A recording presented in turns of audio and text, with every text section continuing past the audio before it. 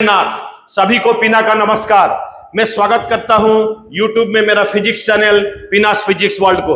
आज का क्लास में हम लोग डिस्कशन करेंगे महाकाशचारी मतलब एस्ट्रोनॉट कल्पना चावला जी के बारे में, जिनका सफर हरियाणा, कर्नाल हरियाणा से लेके नासा तक और अंतरिक्ष यान में उनकी मौत का पीछे का रहस्य क्या, उसका बारे में हम लोग जानेंगे। कल्पना चावला जी ने देखिए 1962 में 17 मार्च 1962 में कर्नाल हरियाणा में इनका जन्म हुआ था। वो टैगोर बाल निकेतन स्कूल से अपना स्कूलिंग कंप्लीट की, मतलब क्लास 12 तक की कंप्लीट की। उसके बाद पंजाब इंजीनियरिंग कॉलेज में चंडीगढ़ में जो है, वहां से एरोनॉटिकल इंजीनियरिंग में उसने बैचलर डिग्री इंजीनियरिंग में हासिल की। उसके बाद देखिए जब वो स्कूल में थे, पढ़ते थे, तो वो अपना पापा के साथ फ्लाइंग क्लब जाते थे। फ्लाइंग क्लब जाके देखते थे कैसे एरोप्लेन उड़ता है, ग्लाइडर कैसे उड़ता है, ग्रह नक्षत्र को देखते थे। तो बचपन से उनका मन में एक ही चीज आ गया, एक थिंकिंग आ गया कि वो भी एक दिन महाकाश में जाएंगे और बहुत कुछ रिसर्च करेंगे। वही चीज जो उनका मन में था उनको बहुत एनकरेज किया महाकाश विज्ञान में ज्यादा पढ़ाई करने के लिए और ज्यादा ज्ञान हासिल करने के लिए। उसने इंजीनियरिंग पास करने के बाद कहां पर चली गई? यूनिवर्सिटी ऑफ टेक्सास आर्लिंगटन, जहां से मास्टर डिग्री इन इंजीनियरिंग किसमें हासिल की? एरोस्पेस इंजीनियरिंग में 1984 में। और ज्यादा ज्ञान बढ़ाने के लिए उसने पीएचडी कंप्लीट की 1986 में। कहां से? यूनिवर्सिटी ऑफ कोलोराडो बोल्डर से कंप्लीट की। उसके बाद क्या हुआ? उन्होंने नासा में ज्वाइन किया। कहां पर नासा का ज्वाइन किया? आमिस, देखिए मैं लिखा हूं इसमें, आमिस रिसर्च सेंटर नासा में ज्वाइन किया। नासा क्या होता है? National aeronautic and space administration, जो कि अमेरिका में है।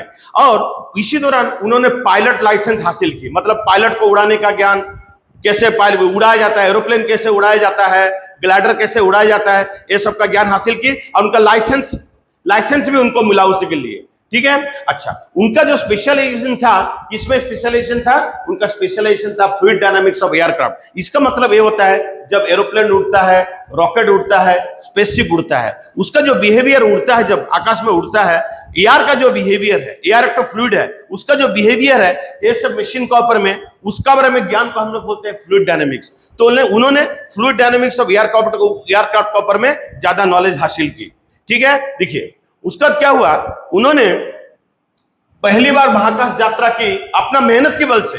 पहली बार महाकाश यात्रा की 1997 में। जो शटल मिशन कोलंबिया जो है, उसका नाम था STS-87। इसका बारे में हम लोग डिस्कशन नहीं करेंगे, हम लोग मेनली चर्चा करेंगे जो जान में उनका मृत्यु हुआ था, उनका डेथ हुआ था, उसका बारे में डिस्कशन करेंगे। जो शटल कोलंबिया में उन्होंने यात्रा की थी, जिसमें उनका देहांत हुआ था, वो मिशन का नाम था STS-107। STS होता है ये वाला होता है स्पेस ट्रांसपोर्ट सिस्टम, ठीक है। ये मिशन का नाम था। अच्छा, ये जो स्पेस शटल का नाम था कोलंबिया, और ये जो कोलंबिया शटल में उन्हें गए थे, कब गए थे? 16 जनवरी 2003 को सवेरे 10:59 में। वो शटल कोलंबिया का वो मिशन था, 28th मिशन था। शटल कोलंबिया का 28 मिशन था। और जो शटल कोलंबिया का मिशन स्टार्ट हुआ था 1981 में, ठीक है। अच्छा, ये जो मिशन था, ये मिशन में क्या क्या था मैं आपको आगे बता रहा हूं। ये मिशन में इसको क्या करना था? ये मिशन जो था किसके लिए था? कुछ तो करने के लिए तो स्पेस जाते हैं ना महाकाशचारी, ठीक है। उसमें क्या था? डिफरेंट कंट्री का 80 एक्सपेरिमेंट था, साइंटिफिक एक्सपेरिमेंट था। कहां से कहां तक लेके? लाइफ साइंस से लेके मटेरियल साइंस तक, लाइफ साइंस से लेके मटेरियल साइंस तक 80 एक्सपेरिमेंट था। उसको लेके महाकाशचारी लोग गए। कहां पर गए? महाकाश में, वहां पर एक्सपेरिमेंटेशन की, ठीक है। अभी मैं बता रहा हूं उसमें कौन कौन महाकाशचारी गए थे। देखिए इसमें 7 महाकाशचारी गए थे नासा से STS-107 मिशन में, जो कि शुरू हुआ था 16 जनवरी 2003 सवेरे 10:59 में। देखिए इसका क्या थे? रिक डी हस्बैंड, ये जो थे ये मिशन कमांडर थे। ये जो मिशन था STS-107, इनका कमांडर थे। पायलट कौन थे? पायलट थे विलियम सी मैककुल। और जो पेलोड स्पेशलिस्ट, पेलोड क्या मैं आगे में बताऊंगा, पेलोड स्पेशलिस्ट थे इला रेमन, ये इजराइल के थे, और पहली बार उन्होंने महाकाश यात्रा की थी, ठीक है। अच्छा, कल्पना चावला मिशन स्पेशलिस्ट थी। डेविड एम ब्राउन, ये भी मिशन स्पेशलिस्ट थे। लॉरेल बी क्लार्क, ये भी मिशन स्पेशलिस्ट थे। माइकल पी एंडरसन, ये भी मिशन स्पेशलिस्ट थे। यही लोग महाकाश यात्रा किए थे STS-107 मिशन में, ठीक है। अच्छा, एक कहां से छोड़ा गया था? देखिए Kennedy space centre on merit island in Florida. Florida का मेरिट आइलैंड से छोड़ा गया था इसको 16 जनवरी 2003 को सवेरे 10:59 में। देखिए इसी जो हमारा केनेडी स्पेस सेंटर है, 2 लॉन्च पैड है, उसको launch pad 39A, launch pad 39B, उसको छोड़ा गया था लॉन्च पैड 39A से।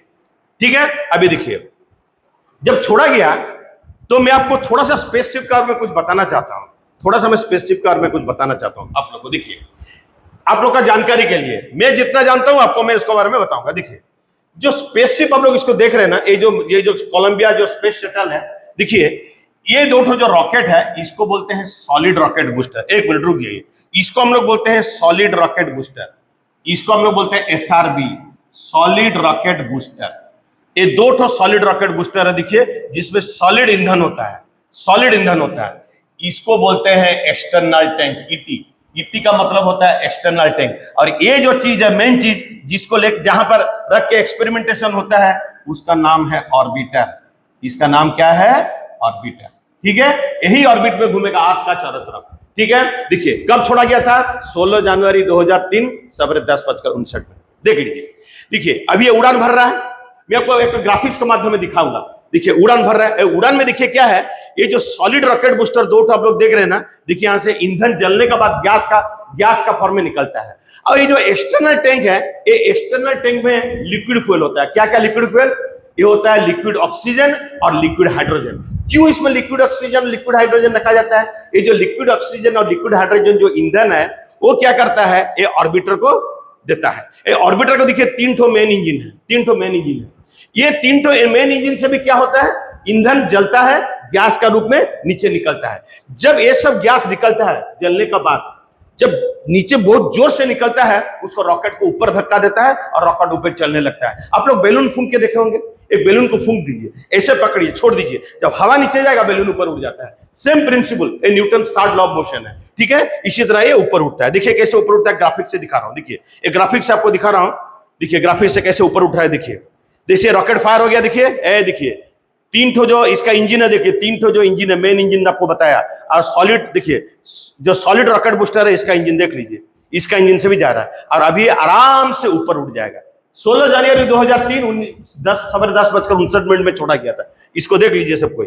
ठीक है, अच्छा आप लोग इसको देख लीजिए, ये ऊपर की तरफ कैसे जाता है। ठीक है, और एक चीज मैं बताना चाहता हूं, ये जो ऊपर का तरफ चलता है ना, जब ये सॉलिड रॉकेट बूस्टर जो 2 है, जो ये जो सॉलिड रॉकेट बूस्टर है, ठीक है, इसका जब ईंधन खत्म हो जाता है, उसको छोड़ दिया जाता है। छोड़ दिया जाता है किससे? इससे अलग कर दिया जाता है, ऑर्बिटर से। अलग होने का क्या होता है? ये सॉलिड रॉकेट बूस्टर क्या होता है, जब छोड़ देंगे उसको, वो धीरे धीरे नीचे आएगा पैराचूट के माध्यम से, अटलांटिक ओशन में गिरेगा। उसके बाद क्या करेंगे, जो नासा का साइंटिस्ट है, जाएंगे अटलांटिक ओशन से वो सॉलिड रॉकेट बूस्टर को लेके आएंगे, फिर उसको क्या करेंगे, रीयूज करेंगे और एक बार व्यवहार करेंगे नेक्स्ट मिशन के लिए। ठीक है, सुनिए अभी ये उड़ने लगा। अच्छा, अभी सॉलिड रॉकेट बूस्टर अलग हो गया। जब ये जो हमारा एक्सटर्नल टैंक से जो लिक्विड हाइड्रोजन लिक्विड ऑक्सीजन है, फ्यूल जो कि इसको देता है, ऑर्बिटर को देता है, उसका जब फ्यूल खत्म हो जाता है, उसका क्या करता है, ये जो एक्सटर्नल टैंक है ऑर्बिटर से अलग हो जाता है। तब तक जब ये तीनों सॉलिड रॉकेट बूस्टर और एक्सटर्नल टैंक अलग हो जाएंगे, तब तक ऑर्बिटर का स्पीड इतना हो चुका होता है तो अर्थ का चारों तरफ चक्कर लगाने के लिए सक्षम हो जाता है। ठीक है,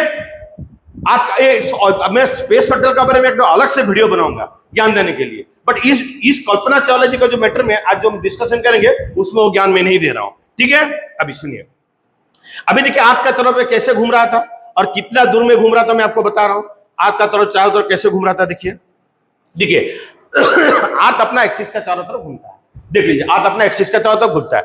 अभी क्या हुआ, जैसे हमारा solid rocket booster external tank अलग हो गया, अभी क्या हो गया, ऑर्बिटर का स्पीड इतना काफी हो चुका है कि ऑर्बिट का चारों तरफ, अर्थ का चारों तरफ चक्कर लगाने के लिए सक्षम है। मैं बता दे रहा हूं इतना स्पीड होने का बाद ये external tank and solid rocket booster अलग हो गया था। वो स्पीड था करीबन, मैं बता दे रहा हूं, करीबन था 28,163 kilometre per hour, 28,163 kilometre per hour. और उसको कितना ऊपर में छोड़ा गया था पृथ्वी से? 274 किलोमीटर का ऊपर में। ठीक है, तो अभी 274 किलोमीटर का ऊपर में ये जो ऑर्बिटर है उसको छोड़ा गया था। और कितना स्पीड आने के बाद छोड़ा गया? 28,163। तो अभी क्या होगा मालूम है? अभी सुनिए क्या होगा, ये ऑर्बिटर अभी क्या करेगा, अर्थ का ऑर्बिट का चारों तरफ 274 किलोमीटर के ऊपर में अभी चक्कर लगाता चला जाएगा, और इसी चक्कर लगाने का दौरान वो एक्सपेरिमेंट करेगा जिसके लिए महाकाशचारी महाकाश में गए थे। सुनिए अभी क्या हो रहा है, देखिए एक मिनट रुकिए, अभी क्या हो रहा है मैं बता रहा हूं। देखिए ये जो देखिए ये जो अभी ऑर्बिटर है इसका काम क्या बोल देते हैं। देखिए इसमें दो ठो डोर है, एक खुल जाता है और इसका अंदर में रहता है पेलोड। पेलोड क्या होता है, पेलोड में एक्सपेरिमेंट रखा जाता है। पेलोड एक सैटेलाइट भी हो सकता है, ये पेलोड का अंदर में एक्सपेरिमेंट रखा जाता है और उसको ऑर्बिटर लेकर ऊपर चला जाता है। ठीक है, ऊपर चला जाने के बाद क्या होता है, ये वाला क्या होता है मैं आपको जो दिखाया वो खुल जाता है, उसका डोर खुल जाता है। मैं और एक बार दिखा रहा हूं, उसका डोर खुल जाता है, आपको समझ में आ जाएगा। देखिए उसका डोर कैसे खुल जाता है, आप लोग देख लीजिए, इसका डोर खोल जाएगा। देखिए इसका डोर खोल जाएगा और देखिए इसमें पेलोड सैटेलाइट है। देखिए सैटेलाइट को कैसे छोड़ रहा है, देखिए ये ऑर्बिटर कैसे छोड़ रहा है सैटेलाइट को, देख लीजिए। अभी इसमें पेलोड सैटेलाइट है, कहां से निकला, यहां से निकला। डोर खोलने के बाद ये वाला पेलोड रखने का जगह है ऑर्बिटर में। देखिए अभी सैटेलाइट को छोड़ दिया, अभी सैटेलाइट चक्कर लगाने लगेगा आठ का चक्कर। इसका मतलब ये जो ऑर्बिटर का काम क्या था, सैटेलाइट छोड़ना भी है और पेलोड लेके एक्सपेरिमेंट भी करना है। कहां पर करना है, स्पेस में करना है। देखिए लेकिन ये लोग जो गए थे 7 महाकाशचारी जो गए थे इसमें STS-107 मिशन में, ये कोई सैटेलाइट छोड़ने के लिए नहीं गए थे, ये लोग कुछ साइंटिफिक एक्सपेरिमेंट करने के लिए गए थे। क्या क्या साइंटिफिक एक्सपेरिमेंट था, एक कंपनी है स्पेस हब, वो कुछ कंटेनर बनाता है। सपोज समझ लीजिए क्या बनाता है, प्रेशराइज चैम्बर बनाता है, उसका अंदर में पेलोड रखा गया था। ठीक है, देखिए एक तो देखिए एक चैम्बर है, जो चैम्बर में प्रेशराइज चैम्बर है, जहां पर 80 टो एक्सपेरिमेंट को 32 टो पेलोड में रखा गया था। 32 टो पेलोड, याद कीजिए 32 टो पेलोड में 80 एक्सपेरिमेंट रखा गया था डिफरेंट कंट्रीज का, और वो ये वाला प्रेशराइज चैम्बर में रखा गया था जो कि स्पेसअप कंपनी बनाया था। इसी को लेके क्या किया गया था, अभी आपको समझा रहा हूं। रॉकेट कैसे लेके गया था, रॉकेट का ये जो जगह है देख लीजिए, इसी जगह में इसी पेलोड को रखा गया था, इसी को रखा गया था। ठीक है, इसी को रखा गया। ये जो ऊपर जाता है डोर खुल जाता है, ये पेलोड ओपन हो जाता है। उसका बाद क्या किए, ये जो हमारा मिशन स्पेशलिस्ट सब थे, इसी 80 टो एक्सपेरिमेंट को परफॉर्म किए जो कि इसका अंदर में पेलोड का रूप में था। 80 एक्सपेरिमेंट सक्सेस हो गया, कंप्लीट हो गया। और ये जो हमारे जो महाकाशचारी गए थे 80 टो एक्सपेरिमेंट को सक्सेसफुली कंप्लीट कर दिए। तो अभी वो लोग को लौट के आना है, जब काम खत्म हो गया तो रहेंगे क्या, इस 16 दिन में कंप्लीट किए। दिन में 24 घंटा काम किए, 2 शिफ्ट में 12-12 घंटा करके कंटिन्यूअसली काम किए 16 दिन तक। याद कीजिए 24 घंटा काम चलता रहा, 12-12 घंटा करके अलग अलग करके ये लोग ने एक्सपेरिमेंट को सक्सेसफुली परफॉर्म किया। ठीक है, सक्सेसफुली परफॉर्म किया। ठीक है, और इसको कंट्रोल कौन कर रहा था, मार्शल स्पेस फ्लाइट सेंटर इन हुंट्सविले अलाबामा में इसको किया जा रहा था। ठीक है, वो लोग इसको देख रहे थे एक्सपेरिमेंट कैसे हो रहा है कैसे नहीं हो रहा है। ठीक है, चलिए अभी क्या हुआ, उसको लौटाने का वक्त आ गया। मिशन कंट्रोल सेंटर जो कहां पर है, केनेडी स्पेस सेंटर फ्लोरिडा में है, वहां पर साइंटिस्ट लोग बैठ गए। देखिए उसको लौटाना है, अभी किसको लौटाना है, उसी ऑर्बिटर को लौटाना है। और ये लोग का जो फ्लाइट कमांडर थे, डायरेक्टर थे, इनका नाम था लेरॉय ईकेन। ये लोग बैठ गए, किसको लौटाना है अभी, स्पेसशिप को। स्पेसशिप कैसे लौटता है, थोड़ा सा छोटा सा एग्जांपल दे देता हूं। जब ऑर्बिट में घूमता है ना, पहले ऑर्बिट में उसको स्पीड को घटाया जाता है, तब वो नीचे आएगा। ठीक है, स्पीड कैसे हटाएगा, उसमें 2 चीज होता है, ऑर्बिटल मैनूवरिंग सिस्टम। जब मैं स्पेसशिप के बारे में वीडियो बनाऊंगा तो समझा दूंगा। ऑर्बिटल मैनूवरिंग सिस्टम, एक चीज को याद कीजिए, ऑर्बिटल मैनूवरिंग सिस्टम, उसको यूज करके पहले क्या कहते हैं, डी ऑर्बिट किया, ऑर्बिट से निकलता है। कैसे निकलेगा, स्पीड कम करके ऑर्बिट से निकलेगा। उसका बाद क्या होगा, जब नीचे आएगा वो ग्रेविटी में आएगा एज ए ग्लाइडर का रूप में आएगा और उतरेगा। कहां पर उतरेगा, केनेडी स्पेस सेंटर में उतरेगा ऑर्बिटर। लेकिन जब ऑर्बिटर ऊपर से उतरेगा, कुछ देर नीचे आने का बाद क्या होगा, वो अभी क्या करेगा, जो हमारा वायुमंडल है, जो एटमॉस्फेयर है, उसमें एंट्री करेगा। इसको बोलते हैं री एंट्री। इसको हम लोग क्या बोलते हैं, री एंट्री। ठीक है, इसको री एंट्री बोलते हैं। देख लीजिए ये लोग सब देख रहे हैं अभी मिशन कंट्रोल सेंटर में। अब बिलीव नहीं करेंगे, मिशन कंट्रोल सेंटर में लोग रात 2:03 में 1 फरवरी 2003, 16 दिन के बाद, याद कीजिए 1 फरवरी 2003 में ये लोग रात 2:30 में सब नासा का साइंटिस्ट आ गए उसको लौटाने के लिए, देखने के लिए कैसे कैसे ढंग से लौटता है कि नहीं लौटता है ऑर्बिटर। तो वो लोग उसको कमांड दिया अभी ऑर्बिटर को, तुम लोग उतरो। अभी हम लोग सब कोई आ गए हैं मिशन कंट्रोल सेंटर में आप लोग को गाइड करने के लिए। अभी उतर रहा है, देखिए अभी ऑर्बिटर उतर रहा है। उतरने के बाद क्या हुआ, देखिए ऑर्बिटर उतरने के बाद क्या होगा मैं बता रहा हूं आपको। देखिए अभी ऑर्बिटर उतर रहा है। जब ऑर्बिटर उतर रहा था ना, मैं आपको बता देता हूं 2-3 चीज।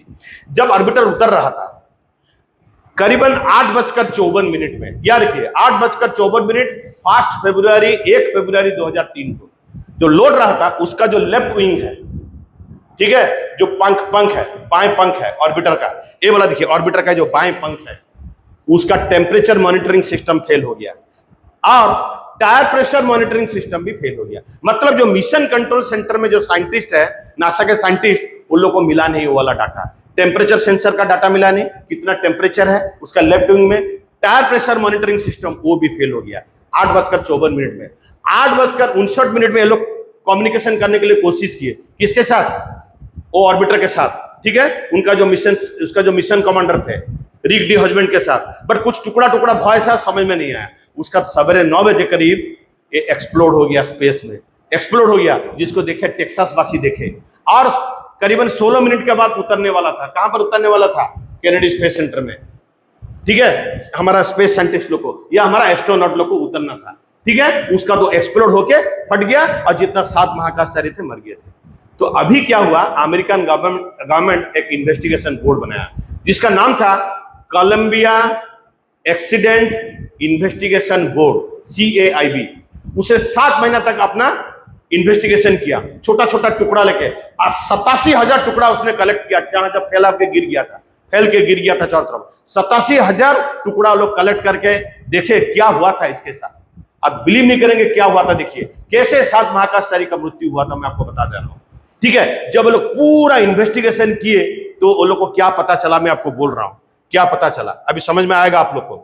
देखिए ऐसे सब टुकड़ा उड़ा लेके लोग देख रहे थे, इन्वेस्टिगेशन कर रहे थे इसके साथ क्या हुआ। अभी मैं बता रहा हूं इसके साथ क्या हुआ था, सुनिए। करीबन जब ये ऊपर उठ रहा था 16 जनवरी 2003 को, ये ऊपर का तरफ जब जा रहा था, उसको जो प्रक्षेपण किया गया, कहां से? केनेडी स्पेस सेंटर से। प्रक्षेपण करने का बाद करीबन 87 सेकंड का बाद, ये याद कीजिए, याद रखिए मैं जो बता रहा हूं, 87 सेकंड का बाद पूरा मन लगा के सुनिए। ये जो एक्सटर्नल टैंक है, एक्सटर्नल टैंक का ऊपर में फोम रहता है। क्या रहता है? फोम रहता है। एक सूटकेस साइज का फोम, एक या सपोज ये वाला समझ लीजिए फोम है, एक सूटकेस साइज का फोम यहां से 87 सेकंड के बाद जब वो प्रक्षेपण हुआ तो क्या किया, यहां से एक सूटकेस साइज का फोम निकल गया, निकल के आके लेफ्ट विंग जो है, इसका जो लेफ्ट विंग है, इसको टक्कर दिया।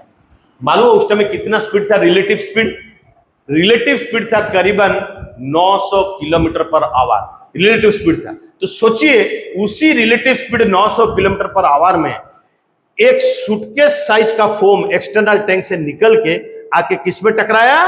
लेफ्ट विंग में। किसका? ऑर्बिटर का। अच्छा अभी मैं बता रहा हूं, जब ये इसको टकराने के बाद क्या हुआ, ये जो हमारा जो ऑर्बिटर का लेफ्ट विंग है वो 16 सेंटीमीटर का एक गड्ढा कर दिया, ठीक है। तो अभी मैं बताता हूं क्या होता है, सुनिए। जब एक ऑर्बिटर जब एयर का अंदर में घुसता है, अब स्पेस में है, स्पेस से जैसे वायुमंडल का अंदर में प्रवेश किया, इसको री एंट्री बोलते हैं। जैसे प्रवेश करता है वायु का साथ उसका क्या होता है? घर्षण होता है, फ्रिक्शन होता है। उसी फ्रिक्शन से तापमान करीबन 1650 डिग्री सेंटीग्रेड तक आ जाता है। और उसी 1650 डिग्री सेंटीग्रेड का जो टेम्परेचर है अंदर में नहीं जाने के लिए ऑर्बिटर का, उसका चारों तरफ हीट इंसुलेटर लगाया जाता है ताकि कोई भी हीट जो पैदा होता है वो ऑर्बिटर का अंदर में ना जाए, उसके लिए हीट इंसुलेटर लगाया जाता है। और ये जो विंग है, ये जो इसका जो पंख है, पंख में जो हीट इंसुलेटर लगाया जाता है उसको बोलते हैं रेनफोर्स्ड कार्बन कार्बन। याद कीजिए, रेनफोर्स्ड कार्बन कार्बन, यही हीट इंसुलेटर था। लेकिन ये जो सूटकेस साइज का जो फोम आके इसमें टकराया तो क्या हुआ, उसका अंदर में 16 सेंटीमीटर का गड्ढा कर दिया। जो 16 सेंटीमीटर का अंदर में जो हीट इंसुलेटर था रेनफोर्स्ड कार्बन कार्बन, वो खा चुका था।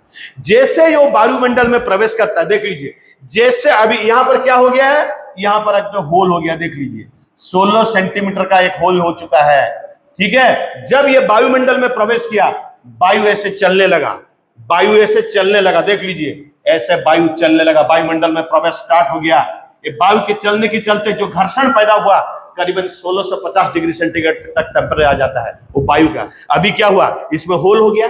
जैसे होल हो गया क्या हो गया, हीट इंसुलेटर चला गया, रेनफोर्स्ड कार्बन कार्बन। अभी सब हीट इसका अंदर में घुस गया, देखिए सब हीट इसका अंदर में घुस गया। ये हीट जब इसका अंदर में घुस गया, कितना तापमात्रा था बोलिए, 1650 डिग्री। तो क्या होगा, उसका अंदर में घुस के उसका जो सब इलेक्ट्रॉनिक सिस्टम है उसको जला के राख कर दिया। कोई भी सिग्नल उसके लिए मिला नहीं मिशन कंट्रोल सेंटर में, टेम्परेचर सेंसर का सिग्नल, टायर प्रेशर मॉनिटरिंग का सिग्नल, कुछ भी मिला नहीं। धीरे धीरे जो गर्म गैस है ये अंदर में जाके उसका अंदर में प्रेशराइज करके उसको एक्सप्लोड कर दिया, जो कि सवेरे 9 बजे 1 फरवरी 2003 को टेक्सास वासी देखे। टुकड़ा टुकड़ा ऐसे फैल फैल के गिर रहा था। ठीक है, यही कारण था इनका मौत का, यही कारण था इसी 7 महाकाशचारी का मौत का। ठीक है, और ये चीज पहले मिशन में भी हुआ था, लेकिन नासा साइंटिस्ट लोग, इनका ये लापरवाही थी कि इसका ऊपर में कोई काम नहीं किया गया था, इसका ऊपर में कोई काम नहीं किया था। और याद कीजिए ये 2003 का घटना है। 2011 में ये जो शटल मिशन है उसको खत्म कर दिया गया, बंद कर दिया। एक तो और एक लास्ट मिशन किया था 2011 में, जो कि इंटरनेशनल स्पेस सेंटर में कुछ काम करना था, कुछ गड़बड़ी था, उसको ठीक करने के लिए अटलांटिस बोल के एक तो गया था स्पेस शटल। उसका 2011 से ये जो स्पेस शटल प्रोग्राम है अमेरिकन गवर्नमेंट में कंप्लीटली बंद कर दिया। तो यहां से आपको समझ में आ गया होगा कि नासा की कितनी बड़ी लापरवाही थी, जिसके लिए 7 महाकाशचारी का मृत्यु हो गया था। तो मैं बिलीव करता हूं कि इस कारण से 7 महाकाशचारी, जिसमें हमारा कल्पना चावला जी थी, उनका मृत्यु क्यों हुआ था। ठीक है, STS-107 मिशन में आप लोग को समझ में आ गया होगा। ऐसे आगे मैं आप लोग की ज्ञान बढ़ाने के लिए और अच्छा वीडियो लेके आऊंगा। आप लोग मुझे कमेंट्स दीजिए, आपका कमेंट से भी मुझे बहुत कुछ सीखने के लिए मिलेगा। ठीक है, मेरा नेक्स्ट वीडियो तक सबको इंतजार कीजिए। तब तक सभी को नमस्कार और जय जगन्नाथ।